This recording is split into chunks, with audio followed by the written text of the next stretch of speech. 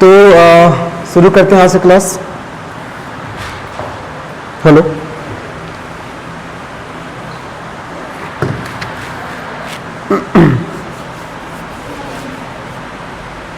Hello, hello, voice आ रहा है जी? रिप्लाई करेंगे हेलो।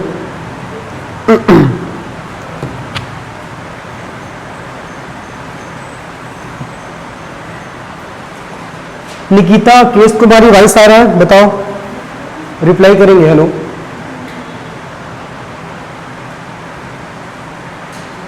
चलो, तो कल की क्लास का होपफुली सबने अच्छे से रिवीजन कर लिए होंगे, है ना। तो कुछ क्वेश्चन से आज की क्लास का फिर से शुभारंभ करेंगे, जरूरी है, रिवीजन तो जरूरी है ना।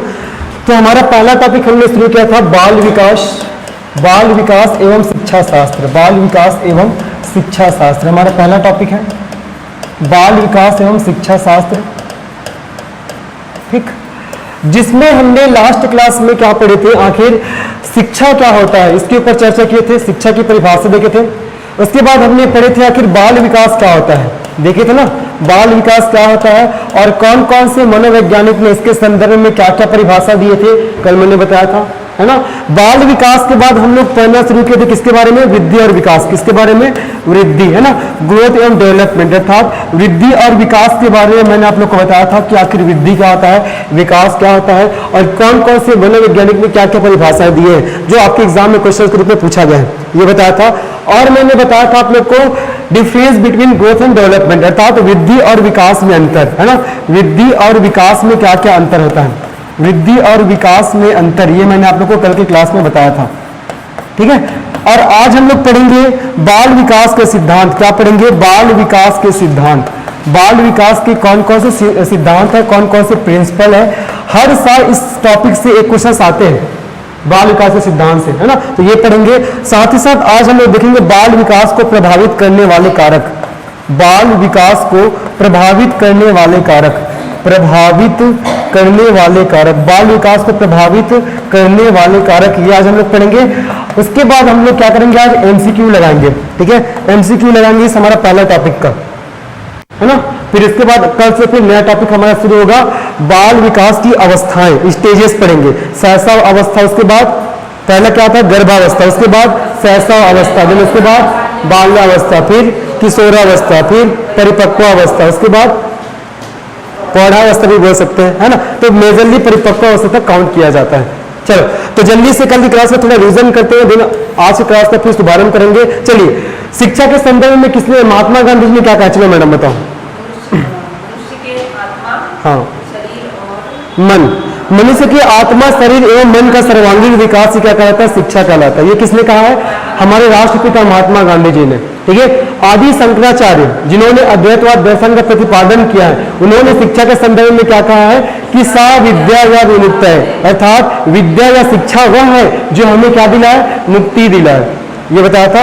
और चाणक्य जिन्हें कौटिल्य और विष्णुगुप्त के नाम से भी जाना जाता है, उन्होंने शिक्षा के संदर्भ में क्या कहा है कि शिक्षा मानव को एक सुयोग्य नागरिक बनना सिखाती है और उसके व्यक्तित्व का विकास करती है। ये किसने कहा है, कौटिल्य जी ने कहा है, ये मैंने बताया था। उसके बाद मैंने आप लोग को विकास की परिभाषा बताया था, ठीक है। विकास मतलब बाल विकास की परिभाषा बताया था, बाल विकास होता क्या है।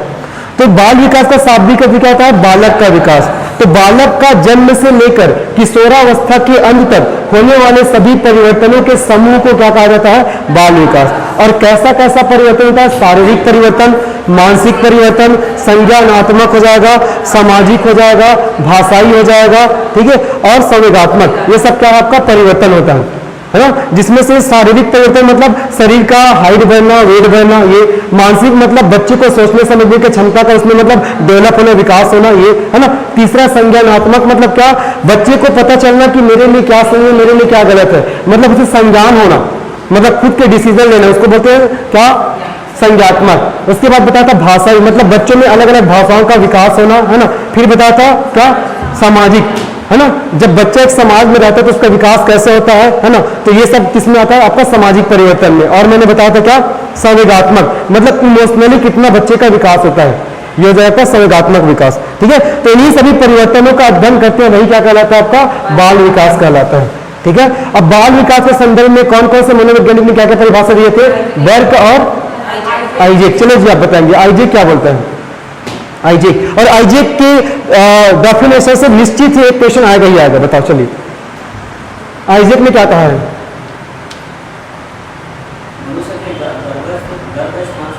हाँ हाँ, नहीं, वो किसने कहा है?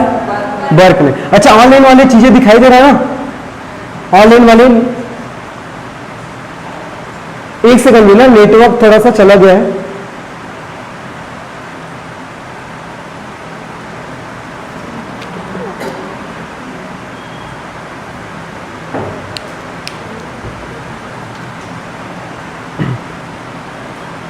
हेलो हेलो, अभी क्लियर है? निकिता, केश कुमारी, अभी क्लियर है ना? चीजें दिखाई दे रही है?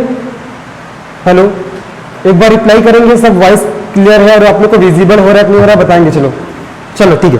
तो आइजेक ने क्या कहा है कि बाल विकास के अंतर्गत बालक का गर्भावस्था, जन्मावस्था, शैशव अवस्था, बाल्यावस्था, किशोरावस्था और परिपक्वावस्था, इन सभी अवस्थाओं का क्या किया जाता है? अध्ययन किया जाता है। ये किसने कहा है? आइजेक ने। और बर्क क्या बोला है कि बर्क बोला है कि बाल विकास मनोविज्ञान की वह शाखा है जिसमें बच्चे का जन्म अवस्था से लेकर कहां तक? परिपक्वावस्था तक होने वाले सभी परिवर्तनों का अध्ययन किया जाता है। ये किसने कहा है? आपका बर्क ने। चलो, अब इसके बाद मैंने ग्रोथ एंड डेवलपमेंट के बारे में पढ़ा था। आखिर वृद्धि और विकास क्या होता है? चलिए जी, वृद्धि की परिभाषा बताएंगे सोलेंसन के आधार पर। सोलेंसन ने क्या कहा है? एक क्वेश्चन पूछा गया आपके एग्जाम में, 36 के एग्जाम में। हाँ, शरीर तथा शरीर के अंगों में होने वाला परिवर्तन क्या कहलाता है? वृद्धि। और ये किसने कहा है? तो आपका सोरेनसन नामक मनोवैज्ञानिक ने। ध्यान रखना, ये आपके एग्जाम में पूछा गया क्वेश्चन है, सोरेनसन ने कहा है। ठीक है, उसके बाद हमने देखा था इसकी परिभाषा। तो शारीरिक कोशिकाओं एवं उत्तकों में होने वाला परिवर्तन ही क्या कहलाता है? आपका वृद्धि कहलाता है, जिसे हम किसी यंत्र से माप सकते हैं। अर्थात वृद्धि कैसा परिवर्तन होता है? मात्रात्मक। अर्थात आप वृद्धि को मेजर कर सकते हो। हाइट बढ़ रहा है तो उसको माप सकते हो, वेट बढ़ रहा है तो माप सकते हो। मैंने एग्जाम्पल भी दिए थे, जब बच्चे का जन्म होता है तो उसका जो वेट है कितना होता है? 2.5 से 3 किलो। उसका हाइट कितना होता है? 50 सेंटीमीटर अप्रॉक्स, है ना। फिर जैसे जैसे उसको 1 साल होने को होता है तब उसका वेट हो जाता है 7 से 8 किलो, है ना। और उसका जो हाइट कितना जाता है? 75 सेंटीमीटर। जब बच्चा 17 से 18 साल का हो जाता है तो उसका हाइट कितना जाता है? 5 से 6 फुट। और वेट कितना हो जाता है उसका? 55 से 7। ये है ना, ये मैंने आपको बताया था। मतलब ये सब जो चेंजेस हो रहा है इसको आप लोग क्या कर सकते हैं? मेजर। इसीलिए वृद्धि क्या होता है आपका? मात्रात्मक। बताते हो ना कि 10 किलो है, 55 किलो है, 50 किलो है, मतलब आप इसे मेजर कर पा रहे हो, मतलब वृद्धि आपका मात्रात्मक परिवर्तन है। समझ में आ गया तक? ये मैंने बताया था आप लोग को। फिर विकास बताया था, विकास। ठीक है, विकास कैसा परिवर्तन होता है आपका? मात्रात्मक और गुणात्मक दोनों होता है।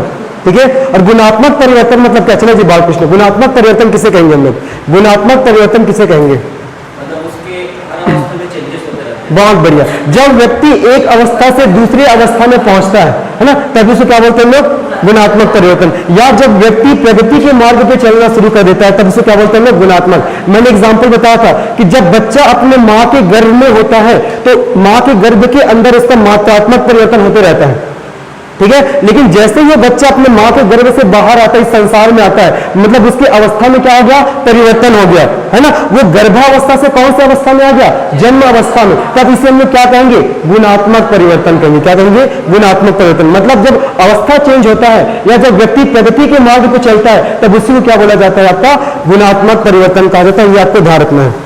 ठीक है, चलो अब विकास के संदर्भ में कौन कौन से आपका मनोवैज्ञानिक ने क्या क्या परिभाषा दी है इसको भी आप लोग को बताना है। जिन आगे इसके बाद शुरू करेंगे। चलिए, किसने किसने क्या कहा है विकास के संदर्भ में? आप बताएंगे। हरलाक ने क्या कहा है? हरलाक ने क्या कहा है विकास के संदर्भ में? चलो, किसको पता है? चलो सृष्टि।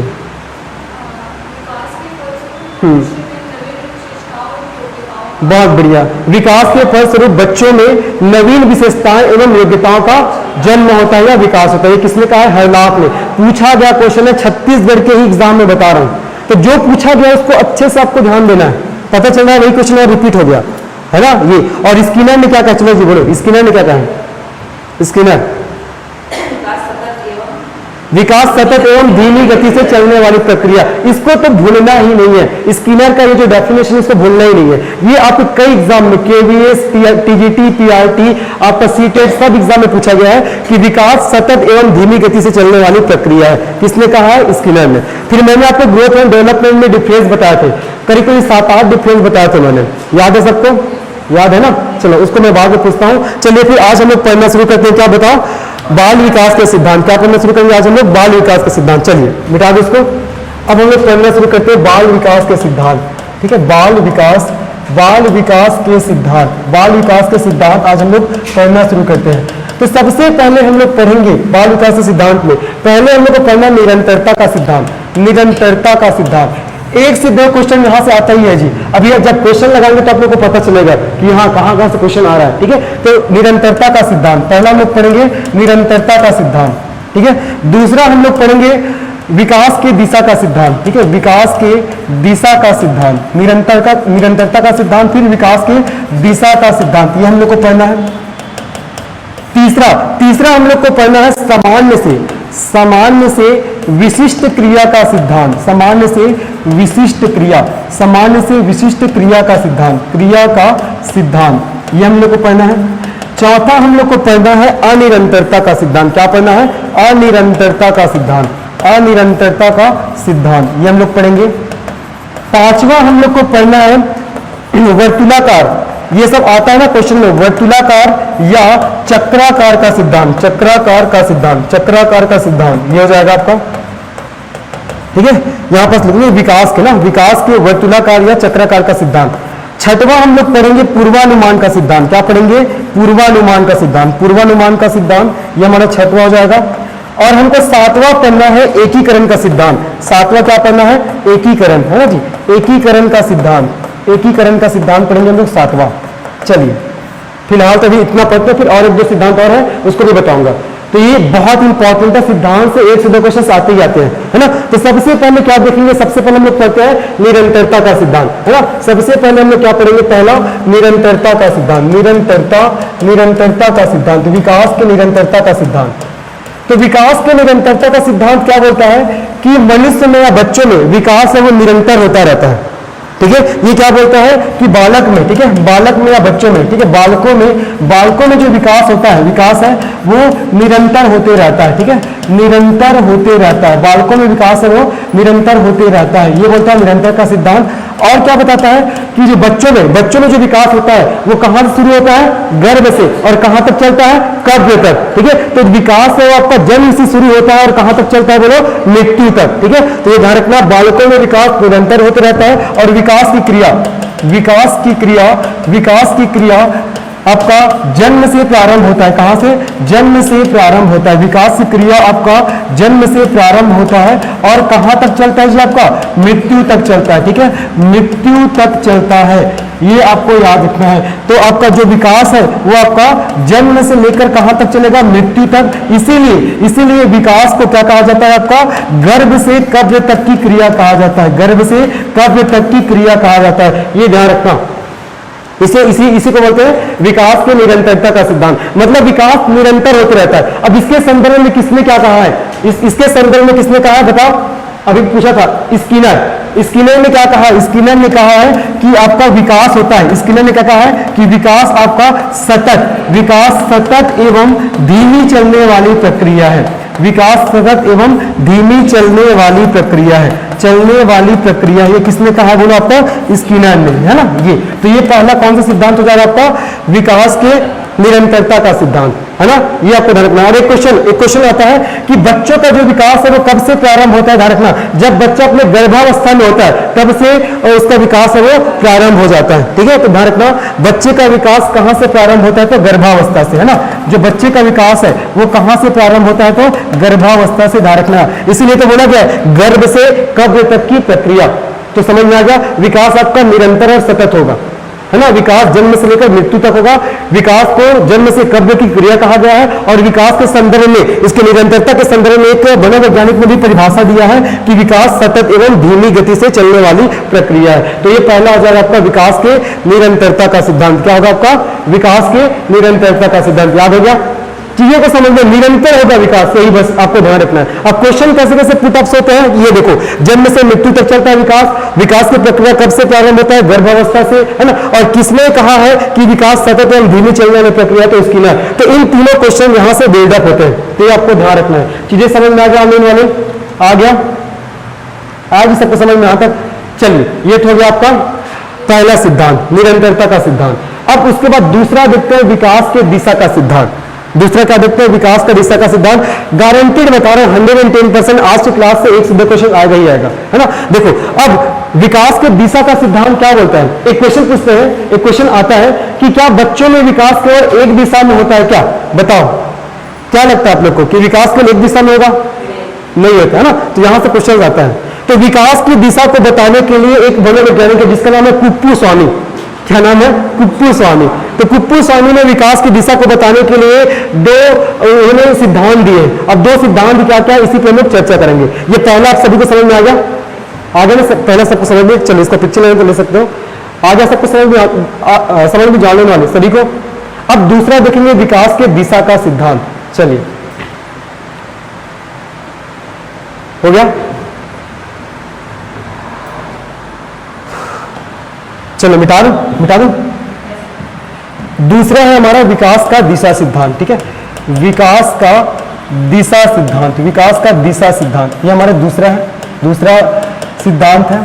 चलिए अभी जस्ट मैंने बताया कि बालक का विकास केवल एक ही दिशा में नहीं होता, बालक का जो विकास है विभिन्न दिशाओं में होता है। तो इन्हीं दिशा को बताने के लिए कुप्पू स्वामी ने 2 सिद्धांत दिए। किसने दिए हैं, ध्यान रखना, कुप्पू स्वामी, है ना। तो बालक के विकास की दिशा को समझाने के लिए, बालक के विकास की दिशा को समझाने के लिए बताने के लिए, समझाने के लिए कुप्पू स्वामी ने, है ना, ध्यान रखना है, कुप्पू स्वामी ने 2 सिद्धांत दिए हैं, 2 क्या दिए हैं, सिद्धांत दिए हैं। अब देखो, अब ये नाम आप लोग सुने होंगे, सिद्धांत दिए, कौन कौन से 2 सिद्धांत है। पहला आपको याद रखना है मस्तकाधोमुखी, नाम सुना जी, मस्तकाधोमुखी। और दूसरा आपका नाम आ जाता है, दूसरा सिद्धांत आपका सामीप्यता क्रम। दूसरा क्या था आपका, सामीप्यता क्रम, मस्तकाधोमुखी, और दूसरा आपका सामीप्यता क्रम। अब ये मस्तकाधोमुखी क्या होता है समझते हैं, है ना। तो पहला हम लोग समझते हैं मस्तकाधोमुखी क्या होता है।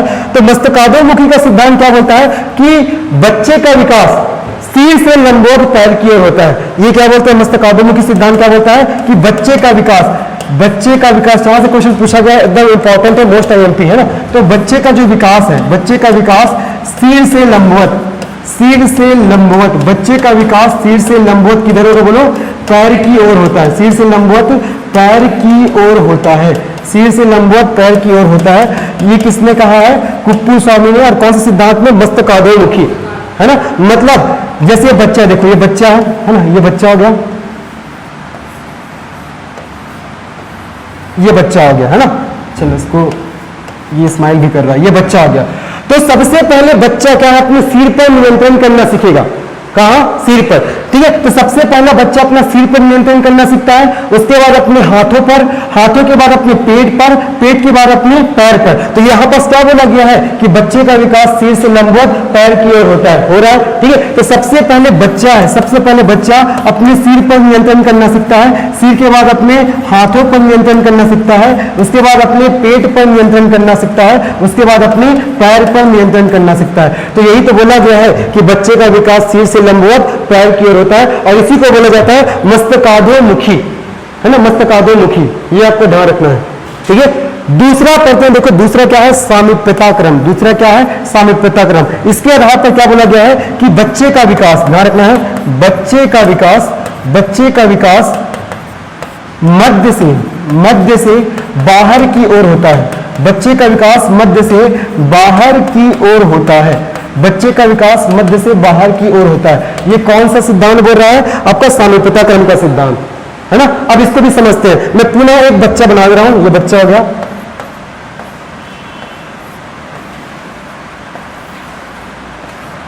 ये बच्चा हो गया, है ना। चलिए ये बच्चा हो गया। अब यहां पास लिखा गया है कि बच्चे का विकास मध्य से बाहर की ओर होता है। अब समझते हैं इसको, यहां का चीजें समझ में आ रहा है। आने वाले सबसे पहले बच्चे का रीढ़ का हड्डी ये डेवलप होगा, रीढ़ की हड्डी, है ना। उसके बाद क्या होगा, जैसे रीढ़ की हड्डी डेवलप हुआ उसके बाद उसे कंधों का विकास होता है, कंधों के बाद कहां जाएगा विकास के रूप में, उंगली के, उसके बाद उसका उंगलियों का विकास होता है। मतलब बोला गया है कि बच्चे का विकास है वो मध्य से बाहर की ओर, मतलब पहले क्या होता है, पहले आपका रीढ़ की हड्डी का विकास होता है, उसके बाद उनके कंधों का विकास होता है, कंधों के बाद कहां जाता है, उसके उंगलियों में जाता है, कहां जाता है, उसके उंगलियों में। तो इसको बोला जाता है क्या, विकास का सामीप्यता क्रम। समझ में आ गया। मस्तकादोमुखी और सामीप्यता आपको ध्यान में रखना है। मस्तकादोमुखी में क्या होगा, बच्चे का विकास सिर से लंबवत पैर की ओर होता है, और सामीप्यता क्रम में बच्चे का विकास मध्य से बाहर की ओर होता है। अर्थात पहले रीढ़ की हड्डी का विकास होगा, उसके बाद किसका होगा, उसके कंधों का, कंधों के बाद कहां होता है, उसका उंगली का, है ना, उसकी उंगली का विकास होता है। ये आपको ध्यान रखना है, ठीक है। यह जाएगा आपका क्या, सामीप्यता क्रम का सिद्धांत, है ना। तो यहां से एक चीज क्या समझ आ रहा है कि बच्चों का विकास केवल एक ही दिशा में होता है क्या, नहीं होता। ये आपको ध्यान रखना है। तो यही स्टेटमेंट आता है कि कौन सा असत्य कथन है, पहचानिए। तो ध्यान रखना, बच्चों का विकास केवल एक ही दिशा में नहीं होता, विभिन्न दिशाओं में होता है, ठीक है। दो सिद्धांत दिया है, एक मस्तकादोमुखी और दूसरा सामीप्यता क्रम, और किसने दिया है, कुप्पू स्वामी ने। ये आपको ध्यान रखना है। तो हमने दो सिद्धांत पढ़ लिए, पहला पढ़ा हमने निरंतरता का सिद्धांत और दूसरा विकास के दिशा का सिद्धांत। समझ में आ गया। चलो अब तीसरा सिद्धांत पढ़ते हैं। यहां तक ऑनलाइन वाली चीजें समझ में आ गई, सभी को आ गया समझ में, ऑनलाइन वाली निकिता पीएस कुमारी आ गया ना समझ में। चलिए जी,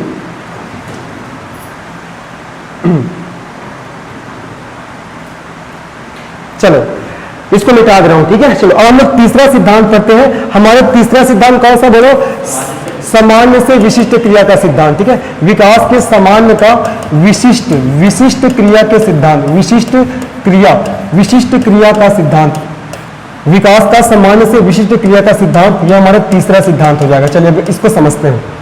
ध्यान रखना, बहुत इंपॉर्टेंट है ये भी। बच्चों में जो विकास होता है, तो बच्चों में पहले सामान्य क्रिया का विकास होता है, उसके बाद क्या करते हैं वो लोग, विशिष्ट क्रिया करते हैं। तो ध्यान रखना, बच्चों में पहले सामान्य क्रिया का विकास होता है। किसका, सामान्य क्रिया का, है ना। बच्चों में पहले सामान्य क्रिया का विकास होता है, क्रिया का विकास होता है, तत्पश्चात, ठीक है, तत्पश्चात उसमें क्या होता है, तत्पश्चात विशिष्ट क्रिया का, ठीक है, विशिष्ट क्रिया का क्या होता है जी, आपका विकास होता है, विशिष्ट क्रिया का विकास होता है। आप लोग बुक में पढ़ोगे तो बहुत बड़े बड़े वर्ड शब्दों का प्रयोग भी किया गया है। मैं जो बता रहा हूँ एकदम सरल भाषा में बता रहा हूँ, अच्छे से नोट्स बनाइएगा, बहुत कम आगे बता रहा हूँ, है ना। तो बच्चों में जो पहले सामान्य क्रिया का विकास होता है, इसके बाद किसका होता है, आपका विशिष्ट क्रिया का विकास होता है। ये आपको ध्यान रखना है, ठीक है। तो मतलब बच्चे में जो विकास का क्रम कैसा चलता है जी, आपका सामान्य से क्या, आपका विशिष्ट, सामान्य से क्या हो जाएगा, आपका विशिष्ट हो जाएगा। अब इसको उदाहरण से समझते हैं। मतलब कोई बच्चा है, एक कोई बच्चा है, सबसे पहले वो क्या, उठना सीखता है, उठने के बाद बच्चे क्या सीखेगा, बैठना सीखेगा, बैठने के बाद बच्चे क्या सीखता है, बताओ, आपका चलना सीखता है, और चलने के बाद बच्चे क्या सीखता है, बोलो, आपका दौड़ना सीखता है। मतलब क्या हो रहा है, पहले सामान्य क्रिया कर रहा है, पहले उठना बैठना सीख रहा है, उसके बाद अंत में क्या किया, वो दौड़ना सीख रहा है। तो आपका जो विकास होता है वो आपका सामान्य से विशिष्ट क्रिया की ओर चलता है। आपको ध्यान रखना है, आगे समझ में, ठीक है। तो तीन सिद्धांत देख लिए, निरंतरता का सिद्धांत, दूसरा विकास की दिशा का सिद्धांत, और तीसरा सामान्य से विशिष्ट क्रिया का सिद्धांत। ये आपका हो जाएगा तीन सिद्धांत, है ना। ये आपको ध्यान रखना है। आपका तीन सिद्धांत हो गया। अब देखते हैं चौथा सिद्धांत। चौथा क्या था, बोलो, वर्तुलाकार या चक्राकार का सिद्धांत, है ना। विकास के वर्तुलाकार या चक्राकार का सिद्धांत, ये हो गया, मिटा दो। चलिए चौथा इसमें लिख रहा हूं, विकास के वर्तुलाकार या चक्राकार का सिद्धांत, ठीक है, चक्राकार का सिद्धांत, विकास के वर्तुलाकार या चक्राकार का सिद्धांत। अब देखो यहां से कैसे क्वेश्चन आता है, कि क्या बच्चे का विकास केवल रेखीय गति में ही होता है, क्या बच्चे का विकास केवल रेखीय गति में होता है क्या, ऐसा क्वेश्चन आता है।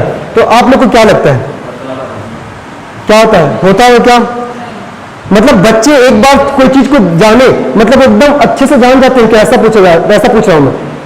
कोई भी एक चीज को किया तो मतलब वो एकदम सीख जाता है क्या, नहीं, है ना। तो ध्यान रखना, जो बच्चे का जो विकास होता है वो रेखीय गति में ना होकर कौन सी गति में होता है, वक्राकार या चक्राकार गति में होता है, ठीक है। तो यही चीज आपको ध्यान रखना है। और ये स्टेटमेंट के रूप में पूछते हैं ना, तो बच्चे का जो विकास होता है, बच्चे का विकास रेखीय गति में ना होकर के, रेखीय गति में, बच्चे का विकास रेखीय गति में ना होकर के वक्राकार दिशा में होता है। कैसा होता है? वक्राकार दिशा में होता है। ठीक है, वक्राकार दिशा में होता है, ये आपको अच्छे से याद रखना है। वक्राकार मतलब ये वाला दिशा, ये वाला दिशा जी, ये ठीक है, इसको बोलेंगे वक्राकार दिशा। मतलब बच्चा अगर आगे बढ़ेगा तो पीछे के मार्ग को पहले क्या करेगा? अनुसरण करता है, फिर वो आगे बढ़ता है। ऐसा नहीं कि बच्चा आगे बढ़ेगा बढ़ेगा बढ़ेगा, ऐसा नहीं होता। बच्चा आगे बढ़ेगा तो पीछे के मार्ग को अनुसरण करते हुए आगे बढ़ेगा। इसी को बोला जाता है क्या? विकास के वर्तुलाकार या चक्राकार का नियम। कभी भी बच्चा ऐसा नहीं कि वो सीधा बढ़ रहा है बढ़ रहा है बढ़ रहा है, लेकिन वो बढ़ेगा तो क्या करेगा? पीछे के मार्ग को अनुसरण करते हुए, मतलब उसको याद करते हुए बढ़ता है। समझ में आ गया? तो इसी को बोला जाता है आपका विकास के वर्तुलाकार या चक्राकार का सिद्धांत। मतलब यहाँ पास नीचे में लिखना है कि आपको कि बच्चा पीछे के मार्ग का, ठीक है, पीछे के मार्ग मतलब पीछे या आगे इन्होंने कितना सीखा है उसको अनुसरण करेगा, फिर आगे बढ़ेगा, ऐसा होता है। समझ में आ गया? तो बच्चा पीछे के मार्ग का अनुसरण करते हुए आगे बढ़ता है, अनुसरण करते हुए आगे बढ़ता है। इसको क्या कहा जाता है? बोलो, विकास के वर्तुलाकार या चक्राकार का सिद्धांत। आगे सबको समझ में आने वाले? बताओ जी, आगे ना रिप्लाई करेंगे आगे सबको। चलो, अब इसके बाद कौन सा सिद्धांत लिखे थे बताओ? पूर्वानुमान का सिद्धांत, है ना। उसके बाद बताओ, पूर्वानुमान के बाद अनिरंतरता। ठीक है, चलो अब इसको देखते हैं आखिर पूर्वानुमान का सिद्धांत क्या है और अनिरंतरता का सिद्धांत क्या है। ये सब आपको समझ लेना है। यहां से स्टेटमेंट में क्वेश्चंस आते हैं। हमने 4 सिद्धांत देख लिए। पहला निरंतरता का, दूसरा दिशा का सिद्धांत, तीसरा सामान्य से विशिष्ट क्रिया का सिद्धांत और चौथा विकास के वर्तुलाकार या चक्राकार का सिद्धांत, है ना। तो यहां से क्वेश्चन ये स्टार मार्क कर लेना, इसको कर लेना, इसको कर लेना, ये सब बहुत इंपॉर्टेंट है ना। यही सब क्वेश्चन के रूप में आता है। तो क्या विकास केवल रेखीय गति में होता है क्या? तो नहीं होता। ध्यान रखना, विकास है आपका वर्तुलाकार या चक्राकार गति में होता है। ध्यान रखना, मतलब बच्चे पहले के मार्ग का अनुसरण करते हुए आगे बढ़ते हैं। ऐसा नहीं कि बच्चे एकदम आगे बढ़ रहा है आगे बढ़ रहा है आगे बढ़ रहा है, ऐसा नहीं होता बच्चे का विकास, है ना। ध्यान रखना। अब देखो, अब कोई बच्चा है वो चलना सीख रहा है, तो एकदम ऐसा नहीं कोई चलना सीख रहा है, गिरेगा, मतलब पहले के मार्ग को अनुसरण करेगा, पहले गिरेगा फिर उठेगा, फिर गिरेगा फिर उठेगा, ऐसा होता है कि सीधा चलना शुरू कर दिया, ऐसा तो नहीं होता, है ना। तो यही होता है आपका विकास के वर्तुलाकार या चक्राकार का सिद्धांत, ये आपको याद रखना है। हो गया। अब इसके बाद करते हैं हम लोग कौन सा? 5वां सिद्धांत। हो गया वाले मिटा रहा हूं जी। अब 5वां सिद्धांत कौन सा है? विकास के पूर्वानुमान का सिद्धांत। ठीक है, चलो मिटा दो इसको। सॉरी यार,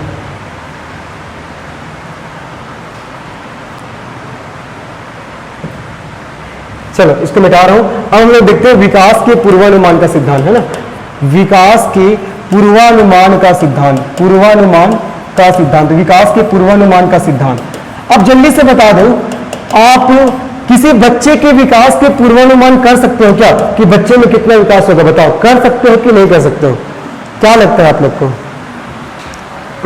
जल्दी बताओ। ऑनलाइन वाले भी जी, केश कुमारी, निकिता, बताओ कि हम एक बच्चे के विकास का पूर्वानुमान कर सकते हैं क्या? सभी को बताना है। कर सकते हो कि नहीं कर सकते? कितने लोग नहीं कर सकते बोल रहे? कितने लोग कर सकते बोल रहे? क्वेश्चन पूछा गया, बता रहा हूं। कितने लोग कर सकते बोल रहे? कितने लोग स्किप कर रहे हैं? स्किप भी नहीं कर रहे। चलो देखो, तो ध्यान रखो, एक हद तक हम लोग विकास का पूर्वानुमान कर सकते हैं। कैसे? अगर आप बच्चे को क्या अच्छा सा भोजन दो, पौष्टिक भोजन दो, आप बच्चे को अच्छे से पौष्टिक भोजन दो, तो आप लोग ये बता सकते हो ना कि हाँ, इस बच्चे का अच्छे से शारीरिक विकास होगा। या अगर कोई बच्चा अच्छे से पढ़ रहा है तो आप बता सकते हो कि इसका रिजल्ट अच्छा आएगा। जैसे कि आप लोग अच्छे से पढ़े तो मैं पूर्वानुमान तो कर सकता हूँ ना कि हाँ, आप अच्छे से पढ़े तो आपका रिजल्ट अच्छा आएगा, ऐसा करके। तो आप विकास का पूर्वानुमान लगा सकते हो। ध्यान रखना, ये इंपॉर्टेंट है। ठीक है, तो विकास का एक हद तक ध्यान रखना है, विकास का एक हद तक पूर्वानुमान लगाया जा सकता है।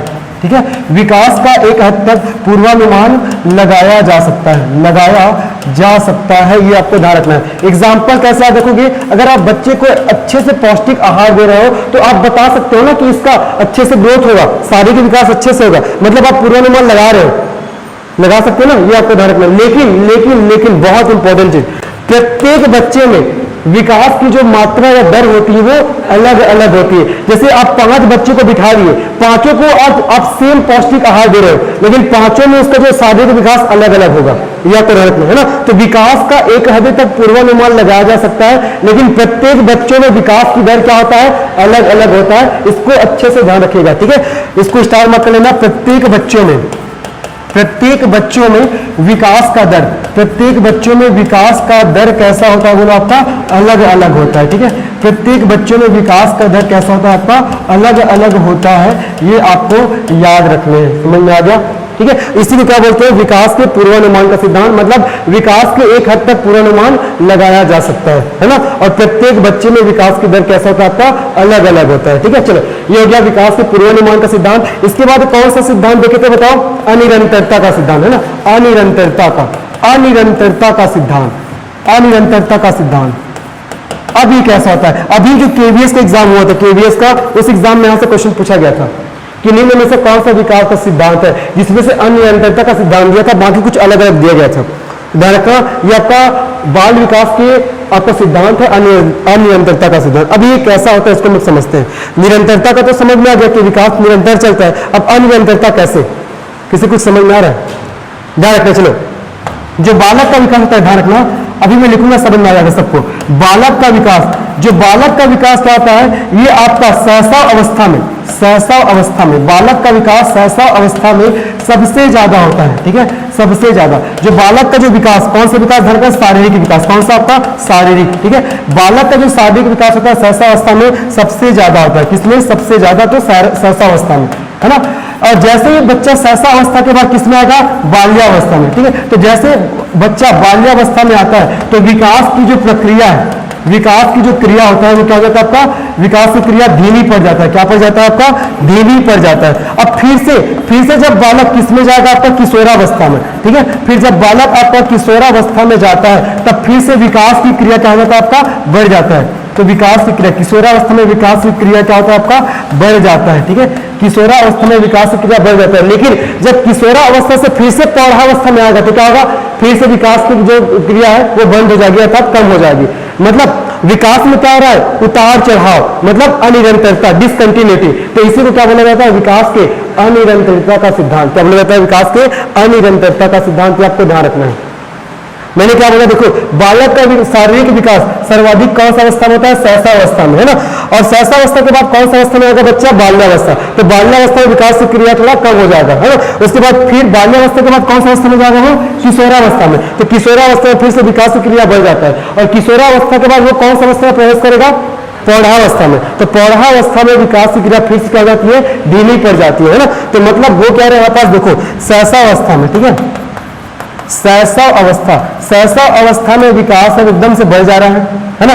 उसके बाद बाल्यावस्था, बाल्यावस्था में जो शारीरिक विकास है ये क्या हो जाएगा आपका, कम हो जा रहा है, क्या हो जा रहा है आपका, कम हो जा रहा है ना। ये आपका सहसाव अवस्था है, और उसके बाद ये आपका बाल्यावस्था है। फिर क्या होगा, बच्चा किसमें प्रवेश करेगा, बाल्यावस्था के बाद किशोरावस्था, ठीक है। फिर बालक किशोरावस्था में जाएगा तो किशोरावस्था में फिर से विकास हो जाएगा, बढ़ जाएगा, है ना। किशोरावस्था के बाद बालक किसमें जाएगा, प्रौढ़ावस्था में। कौन सा अवस्था में आपका, प्रौढ़ावस्था। तो प्रौढ़ावस्था में जाएगा तो बालक का विकास फिर से क्या हो जाता है आपका, कम हो जाता है। समझ में आएगा। तो ये आपको रखना है, ये आपका सहसावस्था, फिर बाल्यावस्था, फिर ये कैसा कौन सा अवस्था जाएगा, किशोरावस्था, फिर कौन सा आपका, प्रौढ़ावस्था, ठीक है, प्रौढ़ावस्था। ये तो मतलब विकास में क्या हो रहा है, उतार चढ़ाव हो रहे हैं, और यही किसको दर्शा रहा है, विकास की अनिरंतरता को दर्शा रहा है। होपफुली सबको समझ में आ गया होगा, आ गया। तो इसको बोलते हैं विकास के अनिरंतरता का सिद्धांत। और आ गया सबको आने में, समझ में। इसमें ऐसे पर्टिकुलर नाम तो नहीं दिया गया है, वक्राकार या चक्राकार दिया गया है ना। ये आपको बस मैं समझाने के लिए बताया हूं, आगे सबको समझ में, है ना। चलो अब इसके बाद क्या पढ़ेंगे, व्यक्तिगत भिन्नता का और एकीकरण का सिद्धांत, ठीक है। यहां तक चीजें क्लियर हो गया सभी को, हो गया। ऑनलाइन वाले जी बताओ, हो गया सभी को क्लियर यहां तक, केश कुमारी, निकिता, यहां तक चीजें क्लियर है सभी को।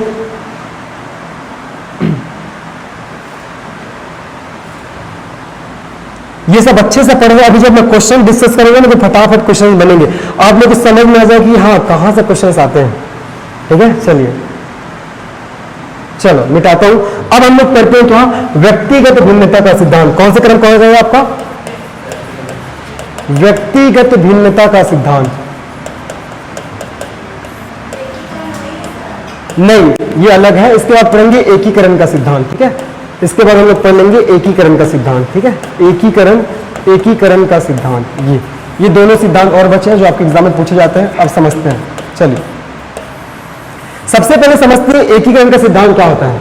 एकीकरण, तो ध्यान रखना बच्चों में एकीकरण का गुण पाया जाता है ना। ये आपके एग्जाम में क्वेश्चन पूछा जाता है कि बच्चों में एकीकरण का गुण पाया जाता है नहीं पाया जाता। अब होता क्या बताता हूं। तो आपको पहले ध्यान रखना है कि बच्चों में क्या बोलो, बच्चों में एकीकरण का गुण पाया जाता है। बच्चों में एकीकरण का गुण पाया जाता है। एकीकरण का गुण पाया जाता है। बच्चों में एकीकरण का गुण पाया जाता है। अब ये क्या होता है समझते हैं। एकीकरण मतलब एक प्रकार से बैलेंस बनाना, है ना। सपोज अगर बच्चा साइकिल चला रहा है तो उसका दोनों पैर कहाँ रहेगा, उसके पैडल में। उसका दोनों हाथ कहाँ रहेगा, हैंडल में। उसका आंख का किसको देखेगा, सामने को। मतलब शरीर के सभी अंगों को बैलेंस बनाते हुए, तालमेल बनाते हुए क्रिया को करता है। तो यही जो प्रोसेस हो रहा है यही क्या कहलाता है, एकीकरण। तो बच्चों में क्या होता है, एकीकरण का गुण पाया जाता है। मतलब ध्यान रखना बच्चे चीजों को बैलेंस करके तालमेल बनाकर, बच्चे चीजों को बैलेंस करके तालमेल बनाकर क्रिया को करते हैं, ठीक है। बनाकर किसको, क्रिया को करते हैं, ठीक है। क्रिया को करते हैं, ये आपको याद रखने हैं, ठीक है। तो बच्चे क्या करते हैं, चीजों को बैलेंस करके तालमेल बनाकर क्रिया को करते हैं। वही एग्जांपल जैसे साइकिल चलाना, है ना। ध्यान रखना साइकिल चलाना, अगर कोई बच्चा साइकिल चला रहा है तो उसके दोनों पैर पैडल में होंगे, दोनों हाथ हैंडल में होंगे, उसका आंख एकदम सीधे देखेगा। मतलब सभी क्या है, बैलेंस्ड है। और बैलेंस है तभी क्या हो रहा है, वो क्रिया हो रहा है। तो इसी को क्या बोलते हैं, एकीकरण का सिद्धांत। क्या बोलते हैं, एकीकरण का सिद्धांत। ये आपको ध्यान रखना है, समझ में आ गया, ठीक है। अब एक क्या है, देखो व्यक्तिगत भिन्नता का सिद्धांत। व्यक्तिगत भिन्नता का सिद्धांत क्या होता है कि प्रत्येक बच्चों में जो विकास की मात्रा होती है वो क्या होती है, अलग अलग होती है, वही भिन्न होते हैं। व्यक्तिगत भिन्नता मतलब सभी जो बच्चे होते हैं, सभी व्यक्ति होते हैं, उसमें विकास क्या होता है, अलग अलग होता है, भिन्न होता है ना। क्योंकि सबके सोचने समझने की क्षमता एक जैसा नहीं होता, सबका आईक्यू लेवल क्या होता है, एक जैसा नहीं होता, है ना। ये चीज तो ध्यान रखना। तो सभी बच्चों में ध्यान रखना, सभी बच्चों की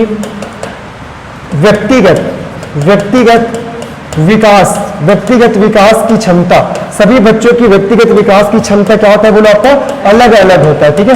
अलग अलग होता है, ये आपको ध्यान रखना है, ठीक है। क्योंकि सभी बच्चों के सोचने एवं समझने की क्षमता, ध्यान रखना, सोचने एवं समझने की क्षमता क्या होता है आपका, अलग अलग होता है, ठीक है।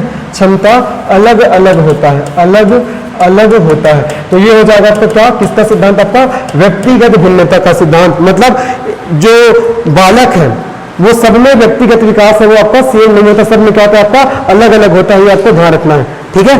समझ में आ गया। एक सिद्धांत बस और है, फिर हमारा ये बाल विकास का सिद्धांत हो जाएगा पूरा, ठीक है। यहाँ पर चीजें समझ में आ गया ना। बहुत ही मैं साधारण शब्दों में बता रहा हूँ जी, बुक में इधर उधर बहुत सारी चीज लिखा हुआ है और मैं एनालिसिस करते हुए पढ़ा रहा हूँ, बता रहा हूँ। अभी जब क्वेश्चन लगाएंगे तो समझ में आ जाएगा आप लोग को पूरा, ठीक है। चलिए मिटा दो इसको। ऑनलाइन वाले निकिता केश कुमारी जी आ गया, सबको समझ में, बताओ आ गया। चलिए होपफुली सबको समझ में आ गया होगा। अब हम लोग पढ़ेंगे क्या बताया मैंने, अंतर संबंधित का सिद्धांत। किसका सिद्धांत, अंतर संबंधित का सिद्धांत हम लोग देखते हैं। चलिए इसके बाद एक और बचेगा, फिर आपका बाल विकास का सिद्धांत खत्म हो जाएगा, ठीक है। मुझे लग रहा है आज क्वेश्चन नहीं कर पाएंगे, देखते हैं फिर भी। चलो मिटा दो इसको, चलिए देखते हैं। अब हो जाएगा हमारा लास्ट सिद्धांत क्या है आपका, अंतर संबंधित सिद्धांत, ठीक है। अंतर संबंधित सिद्धांत, विकास का अंतर संबंधित सिद्धांत। अब ये क्या बोलता है, ये बोलता है कि बाल विकास के जितने डोमेन होते हैं, जितने पक्ष होते हैं, वो एक दूसरे से क्या होते हैं, अंतर संबंधित होते हैं, ठीक है। तो ध्यान रखना, बच्चों में विकास के जितने डोमेन होते हैं, बच्चों में विकास के जितने डोमेन अर्थात क्या, पक्ष, ठीक है। जितने डोमेन होते हैं, बच्चों में विकास के जितने डोमेन होते हैं वे सभी एक दूसरे से, ये सभी क्या आपका एक दूसरे से क्या होता है जी, आपका अंतर संबंधित होते हैं, एक दूसरे से अंतर संबंधित होते हैं, अंतर संबंधित होते हैं। कहने का तात्पर्य क्या, अगर बच्चे का शारीरिक विकास अच्छे से नहीं हो रहा है तो बाकी सभी विकास को क्या करेगा, प्रभावित करेगा। ठीक है, अगर बच्चे का फिजिकली डेवलपमेंट अर्थात उसका शारीरिक विकास अच्छे से नहीं हो पाया, बच्चे का शारीरिक विकास अच्छे से नहीं हो पाया, तो आप बोलोगे कि बाकी सब विकास अर्थात मानसिक विकास अच्छे से होगा, तो ये भी नहीं हो पाएगा उसका, है ना। बच्चे का आपका संज्ञानात्मक विकास अच्छे से नहीं हो पाएगा, बच्चे का आपका भाषाई विकास अच्छे से नहीं हो पाएगा। जब तक शरीर ही सही नहीं है तो भाषा को कैसे सीखेगा, बताओ। तो सभी जो विकास के डोमेन होते हैं वो एक दूसरे से क्या होते हैं, अंतर संबंधित होते हैं, अर्थात एक दूसरे से जुड़े होते हैं। कोई सा भी डोमेन अगर प्रभावित होता है तो संपूर्ण विकास को क्या करता है, वो प्रभावित करता है। तो इसी को बोला जाता है अंतर संबंधित का सिद्धांत, विकास के अंतर संबंधित का सिद्धांत। समझ में आएगा। अब एक लास्ट है, आपको ध्यान रखना है, विकास। विकास बराबर क्या होता है, विकास इज इक्वल होता है आपका वंशानुक्रम अर्थात हेरिडिटी। ठीक है, वंशानुक्रम क्रॉस इन्वायरमेंट, पर्यावरण। ध्यान रखना, यहां से आपके एग्जाम में क्वेश्चन आता है। ठीक है, विकास इज इक्वल क्या होता है आपका वंशानुक्रम क्रॉस इन्वायरमेंट अर्थात पर्यावरण। वंशानुक्रम को इंग्लिश में क्या बोलते हैं, हेरिडिटी। क्या बोलते हैं, हेरिडिटी, हेरिडिटी। और पर्यावरण को इन्वायरमेंट। ठीक है, इन्वायरमेंट। तो यहां से क्वेश्चन आता है कि डेवलपमेंट इज इक्वल टू क्या होता है, तो आपका वंशानुक्रम क्रॉस इन्वायरमेंट। अब इसको समझते हैं। हेरिडिटी मतलब वंशानुक्रम, वंशानुक्रम मतलब समझ रहे हो, मतलब लक्षणों का माता पिता से बच्चों में आना, वही क्या कहलाता है आपका वंशानुक्रम। मतलब जिस प्रकार से पेरेंट्स होंगे वैसे इनके बच्चे भी होंगे। पेरेंट्स अगर बुद्धिमान है तो जाहिर सी बात है बच्चे भी क्या होंगे, बुद्धिमान। पेरेंट्स अगर अपंग है तो बच्चे भी क्या होंगे, अपंग होंगे, है ना। पेरेंट्स का अगर चरित्र अच्छा नहीं है तो जाहिर सी बात है बच्चों का भी चरित्र अच्छा नहीं होता, क्योंकि क्या होते हैं जो लक्षण है वही माता पिता से जीन के रूप में किसमें आते हैं, बच्चों में आते हैं। ठीक है, तो विकास आपका मतलब वंशानुक्रम विकास को प्रभावित करेगा कि नहीं करेगा, करेगा, करेगा, है ना। वंशानुक्रम विकास को प्रभावित करता है, ध्यान रखना। ठीक है, क्योंकि लक्षण ही क्या होते हैं, माता पिता से बच्चों में आते हैं। तो जैसे माता पिता रहेंगे वैसे ही बच्चों में इसके लक्षण आते हैं, ये आपको ध्यान रखना। मतलब वंशानुक्रम बच्चों को प्रभावित करता है। साथ साथ ये बता दो, इन्वायरमेंट पर्यावरण बच्चों को प्रभावित करता है कि नहीं करता, करता है ना। बच्चा जिस वातावरण में रहेगा वैसे उसका डेवलपमेंट होता है, उसका शारीरिक विकास होगा, मानसिक विकास होगा, उसका सोचने समझने की क्षमता का विकास होगा, और सबसे इंपॉर्टेंट उसके स्वास्थ्य का विकास होगा।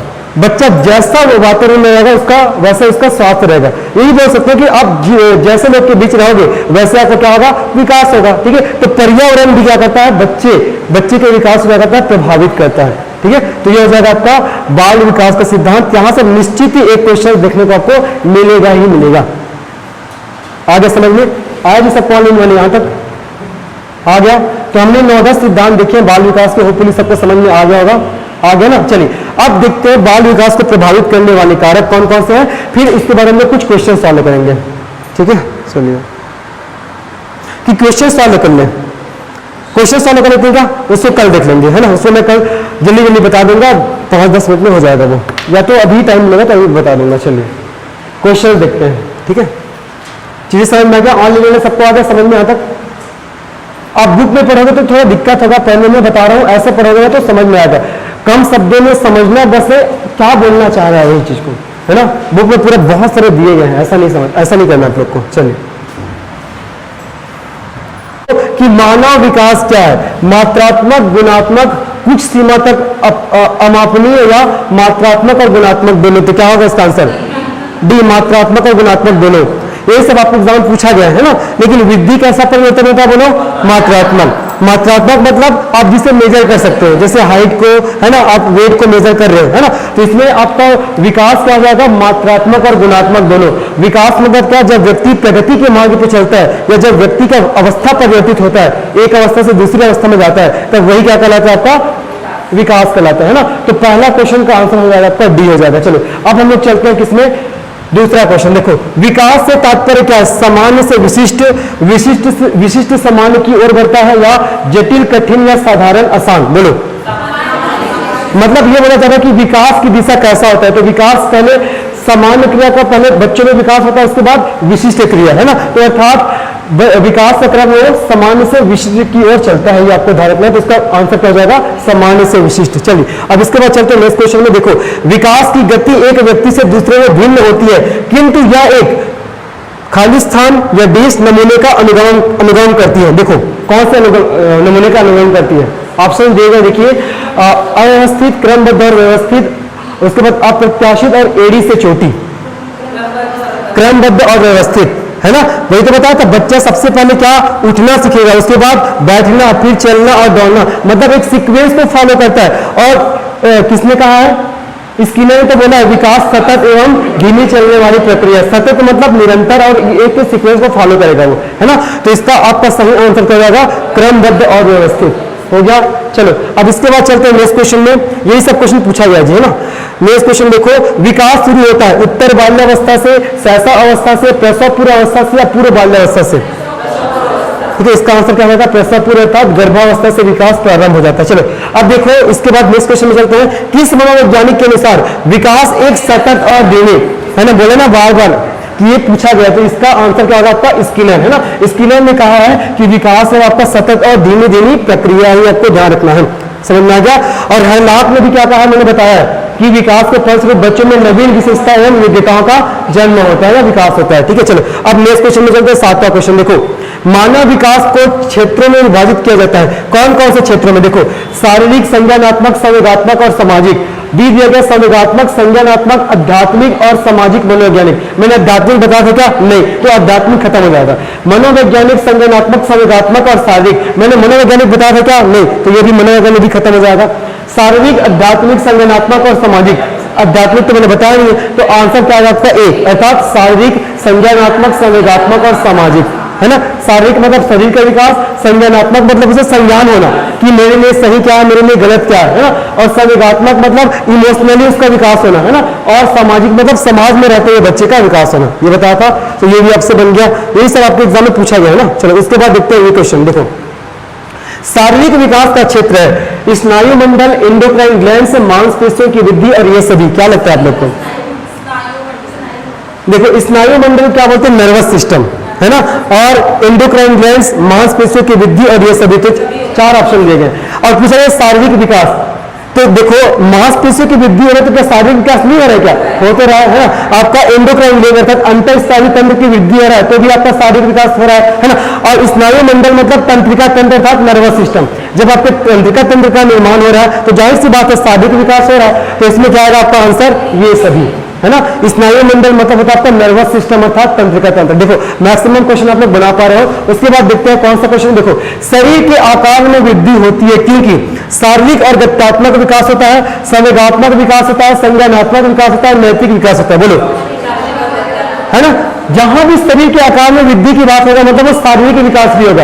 अब गत्यात्मक विकास मतलब क्या होता है? जब हमारे मसल्स जब बढ़ते हैं, हमारे मांसपेशी में जब विकास होता है, उसी को गत्यात्मक विकास कहते हैं। इसको मैं पढ़ाऊंगा आप लोग को, ठीक है? तो इसका आंसर क्या होगा आपका? ए हो जाएगा। क्या होगा आपका? ए हो जाएगा। बड़ा सा क्वेश्चन। उसके बाद देखते हैं, उसके बाद कौन सा क्वेश्चन? देखो, बच्चे की वृद्धि मुख्यतः संबंधित है सामाजिक विकास से, शारीरिक विकास से, नैतिक विकास से, भावात्मक, किससे? आपका शारीरिक, है ना? वृद्धि मतलब बोला गया मतलब शारीरिक विकास को आपको लगा के आना है, ये हो जाएगा। उसके बाद देखिए, विकास में वृद्धि से तात्पर्य, इसको थोड़ा सोच समझ लगाइएगा। देखो, ज्ञान में वृद्धि, संवेग में वृद्धि, वजन में वृद्धि, आकार, सोच समझ, कौशल में वृद्धि। बोलो क्या आंसर?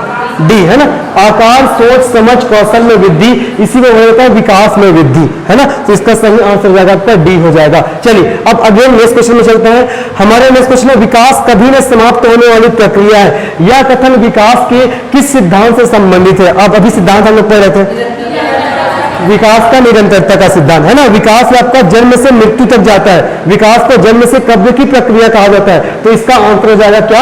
निरंतरता का सिद्धांत। चलिए अब ये भी हो गया हमारा, आने वाले सबको समझ में आ रहा है ना? चलिए जी, अब इसके बाद चलते हैं हम लोग नेक्स्ट क्वेश्चन में। हमारे नेक्स्ट क्वेश्चन क्या? देखो, निम्नलिखित में से कौन सा वृद्धि और विकास के सिद्धांतों से संबंधित नहीं है, पूछा जा रहा है। अब देखो, निरंतरता का सिद्धांत संबंधित है, अभी तो पढ़ा रहे सबसे पहले, तो हो जाएगा वर्गीकरण का सिद्धांत, समन्वय का सिद्धांत और व्यक्तिगतता का सिद्धांत। तो व्यक्तिगत भिन्नता का सिद्धांत मैंने बताया था, तो ये भी हो जाएगा। समन्वय मतलब तालमेल बनाना, बैलेंस करना, मतलब एकीकरण। एकीकरण को क्या बोलते हैं? समन्वय बोलते हैं। तो इसका आंसर क्या होगा? बोलो, वर्गीकरण। हमने वर्गीकरण का भी पढ़ा था, निरंतरता का पढ़े थे, समन्वय अर्थात क्या हो जाएगा? एकीकरण। एकीकरण को समन्वय बोलेंगे, तालमेल बनाना, है ना?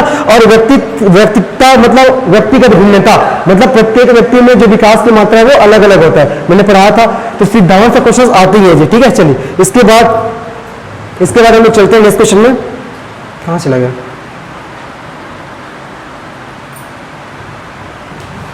एक सेकंड ना, 2-3 क्वेश्चन और उसके बाद हम लोग कहां तक चले गए थे? ये है, ये यहां तक हम लोग आ गए थे, ये क्वेश्चन हो गया था। तो इसका आंसर क्या हो जाएगा बोलो आपका? वर्गीकरण का सिद्धांत। हमने वर्गीकरण का सिद्धांत नहीं पढ़ा तो समझ में आ रहा होगा कितना इंपॉर्टेंट है ना? यही सब क्वेश्चन है। चलो अब देखो इसके बाद कि इनमें से कौन सा एक सिद्धांत नहीं है, कौन सा एक विकास का सिद्धांत नहीं है। इसीलिए बार बार बोला कि सिद्धांत अच्छे से पढ़ो, है ना? पहला देखो, विकास संशोधन योग्य होता है, पहला सिद्धांत। दूसरा, विकास केवल संस्कृति से शासित और निर्धारित होता है। तीसरा, विकास जीवन पर्यंत होता है। और चौथा, विकास वंशानुक्रम और पर्यावरण दोनों से प्रभावित होता है। बोलो कैसा, क्या पूछा गया है कि कौन सा विकास का एक सिद्धांत नहीं है? मैंने तो बोला पूर्वानुमान का सिद्धांत, मतलब आप विकास का पूर्वानुमान लगा सकते हो, मतलब संशोधित कर सकते हो। तो पहला तो है ही है विकास का पूर्वानुमान का सिद्धांत। दूसरा, विकास केवल संस्कृति से शासित और निर्धारित होता है, ऐसा थोड़ी ना होता है ना? केवल सांस्कृतिक विकास बस थोड़ा होता है इंसान में, सामाजिक भी होता है ना? आपका भाषाई भी होता है। तो आपका बी ऑप्शन क्या हो जाएगा? गलत हो जाएगा। बाकी देखो, विकास जीवन पर्यंत होता है, सही बात है, जीवन से मृत्यु तक चलता है। और देखो, विकास वंशानुक्रम और पर्यावरण दोनों से प्रभावित होता है। अभी बता, विकास इक्वल क्या होता है आपका? हेरिडिटी क्रॉस इन्वायरमेंट, अर्थात वंशानुक्रम गुना पर्यावरण। ये मैंने आप लोग को बताया, चलो है ना? चलो अब इसके बाद देखते हैं नेक्स्ट क्वेश्चन। निम्नलिखित में से कौन सा विकास का सिद्धांत है? सभी की विकास दर समान नहीं होती। क्या बोला गया? सभी की विकास दर समान नहीं होती। दूसरा बोला गया, विकास हमेशा रेखीय होता है। मैंने बताया था विकास कैसे होता है? वर्तुलाकार होता है, बताया था, वर्तुलाकार या वक्राकार होता है, बताया था आप लोग को। फिर यह निरंतर चलने वाली प्रक्रिया नहीं है, विकास निरंतर चलने वाली प्रक्रिया है। और विकास की सभी प्रक्रियाएं अंतर संबंधित नहीं है। बोलो अंतर संबंधित है कि नहीं है ना? तो कौन सा विकास का सिद्धांत क्या आएगा आपका आंसर? चले जाओ ऑनलाइन वाले, क्या आएगा इसका आंसर? ए हो जाएगा।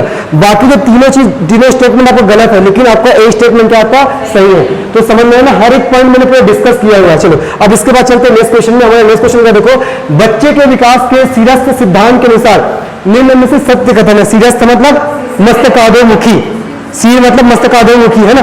ऑप्शन देखो, विकास सिर से पैर की ओर होता है, विकास पैर से सिर की ओर होता है, विकास मध्य भाग से परिधि की ओर होता है, या इनमें से कोई नहीं, बताओ। तो विकास क्या होता है आपका? सिर से पैर की ओर होता है। इसी को ही मस्तकाधोमुखी या सिरस्थ का सिद्धांत कहा जाता है, मतलब सिर से शुरू होगा। बच्चे सबसे पहले सिर पर नियंत्रण करना सीखता है, समझ में आ गया? चलो अब इसके बाद नेक्स्ट क्वेश्चन में चलते हैं हम लोग कि निम्न में कौन सी एक अंतःस्रावी ग्रंथि नहीं है। चलो अब ये थोड़ा सा दिक्कत ज्यादा सॉल्व करने में, ये भी आपके एग्जाम में पूछा गया। चलो जी बताओ, ऑनलाइन में बताओ इसका आंसर क्या हो सकता है? निम्न में से कौन सी एक अंतःस्रावी ग्रंथि नहीं है? चलो, एड्रीनल, लार, पीयूष और थायराइड। बायो में पढ़ोगे? हाँ चलो, कितने लोग बी बोल रहे हैं, कितने लोग सी बोल रहे हैं? तो जिन्होंने बी कहा उसका आंसर सही है ना, रखना। ये जो लार ग्रंथि होता है ना, ये आपका बाह्यस्रावी ग्रंथि होता है ना? और बाह्यस्रावी ग्रंथि से एंजाइम का स्त्राव होता है। बाकी आपका एड्रीनल, पीयूष और थायराइड ये आपका अंतःस्रावी ग्रंथि होता है, और इनसे हार्मोन का स्त्रावन होता है। किसका? हार्मोन का। ये भी आपके एग्जाम में एक बार पूछा गया था, इसलिए मैंने इसको भी इंक्लूड किया हुआ है। तो देखो मैक्सिमम आप लोग से क्वेश्चंस बन जा रहे हैं, है ना? हमारा पहला टॉपिक भी खत्म हो गया और मैंने क्वेश्चंस को भी आप लोगों को करा दिया। तो ऐसे आप लोग को पढ़ते चलना, ऐसे हम लोग पढ़ेंगे कि जब भी टॉपिक खत्म करेंगे फिर उसके बाद उसके रिगार्डिंग जो भी क्वेश्चन पूछे गए उस पर हम लोग चर्चा करेंगे, ठीक है? तो अब आज की क्लास को हम लोग यही एंड करते हैं, बाकी का हम लोग कल की क्लास में करेंगे। आगे समझ सबको। तो आज हमने देखा विकास का सिद्धांत, है ना? फिर क्वेश्चन लगाए। इसको बता दूं कि आपके विकास को प्रभावित करने वाले कारक बता दो, बस पॉइंट आपको ध्यान रखना है। बता देता हूँ, उसको भी बता देता हूँ मैं, हो जाएगा जल्दी। फिर कल से विकास को प्रभावित करने वाले कारक, ठीक है? बाल विकास को प्रभावित करने वाले कारक, बाल विकास को प्रभावित करने वाले कारक, प्रभावित करने वाले कारक। बाल विकास को कौन कौन से कारक प्रभावित करता है? तो सबसे पहले कारक में वंशानुक्रम। कौन? वंशानुक्रम, है ना? अभी जस्ट बताया कि वंशानुक्रम क्या बताता है कि लक्षण का माता पिता से बच्चों में आना, ठीक है?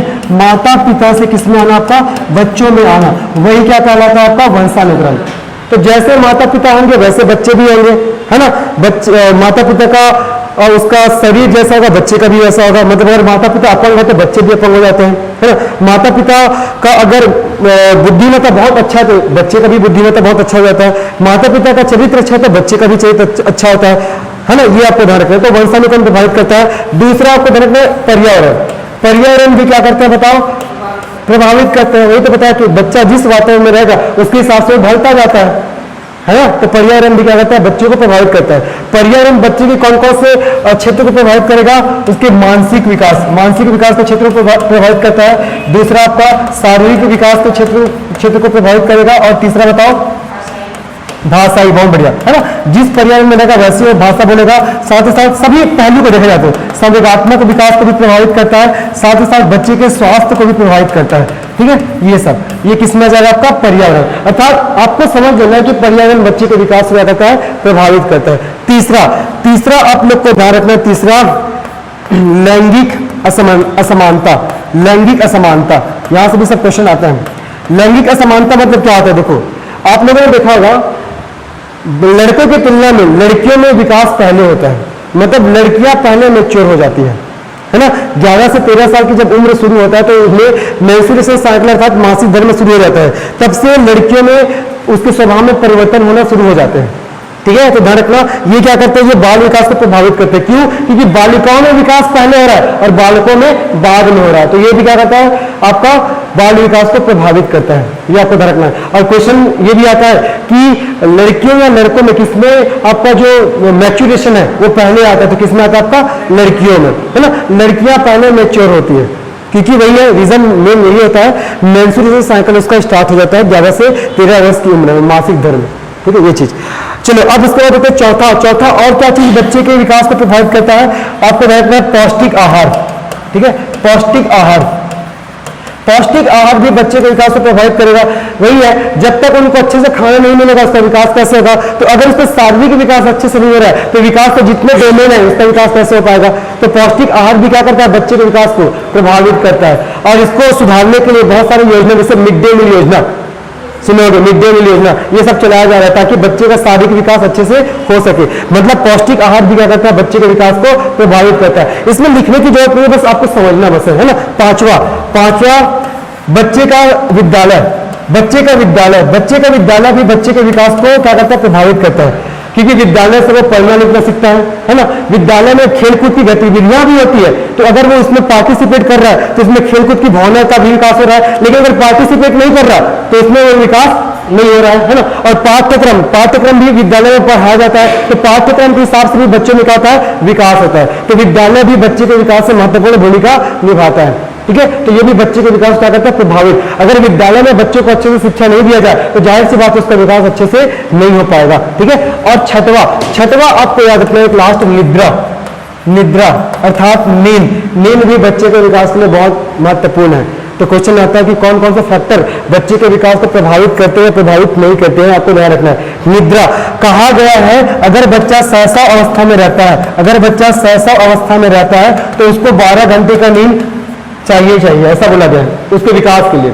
अगर बच्चा बाल्यावस्था में होता है, तो बाल्यावस्था में बच्चों को 10 घंटा का नींद चाहिए, ऐसा बोला गया है। और जब बच्चा किशोरावस्था में होता है तो किशोरावस्था में बच्चे को कितना, 8 घंटा का नींद, है ना, 8 घंटा का नींद लेना चाहिए, ऐसा बोला गया है। और जब इतना लेंगे तब बच्चे को क्या होगा, शारीरिक विकास होगा। और जैसे ही शारीरिक विकास हुआ तो विकास के जितने डोमेन है जाहिर सी बात है वो भी ऑटोमेटिकली क्या होंगे, ग्रोथ करेंगे। आगे सबको समझ में। तो इस प्रकार से हमारा पहला टॉपिक खत्म।